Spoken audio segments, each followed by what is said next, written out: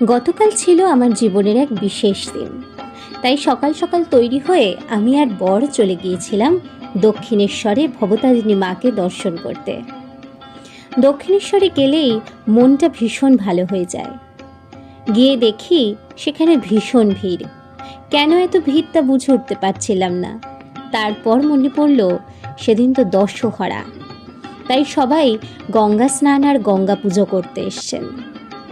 আমরা সোজা চলে গেলাম পুজোর ডালা নিতে। পুজোর ডালা নিয়ে চলে গেলাম মন্দিরের ভেতরে মাকে দর্শন করতে। সুন্দরভাবে পুজো দিলাম। আর মায়ের রূপ সে তো ভোলার নয়।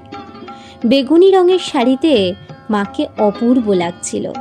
মনটা ভরে গেল।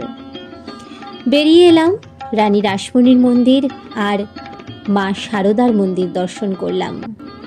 তারপর সোজা চলে গেলাম গঙ্গার ঘাটের দিকে। গঙ্গার ঘাটে আজ ভীষণ ভিড়। ওই যে বললাম সবাই স্নান করছে। বর যদিও বারণ করছিল, তাও নিচে নামলাম।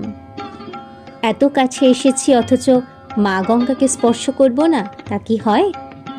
তাই নিচে নেমে পা ভিজিয়ে নিলাম আর মাথায় ছেটালাম খানিকটা জল। তারপর ওপরে উঠে খানিকক্ষণ দাঁড়ালাম।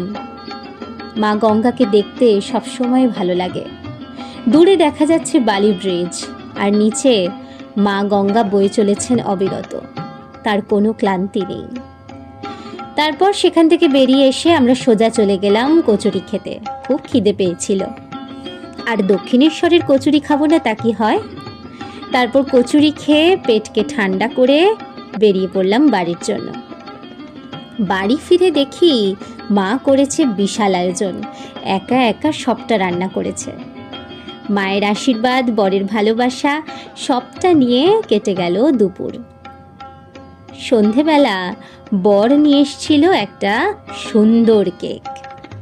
সেই কেকটা কাটলাম আর সবাই মিলে খুব আনন্দ করলাম, খাওয়া দাওয়া করলাম। তবে আফসোস জানেন তো, যেতে পারিনি শ্বশুর বাড়িতে। তবে তারা শুভেচ্ছা বার্তা পাঠিয়েছেন, সেটাই অনেক। তবে খুব শিগগিরই যাব। আর আপনাদের শুভেচ্ছা বার্তা সে তো সারা দিন ধরে পেয়েছি সোশ্যাল মিডিয়াতে। সকলে খুব ভালো থাকবেন। বছর বছর ফিরে আসুক এই জন্মদিন। আপনারা আশীর্বাদ করবেন।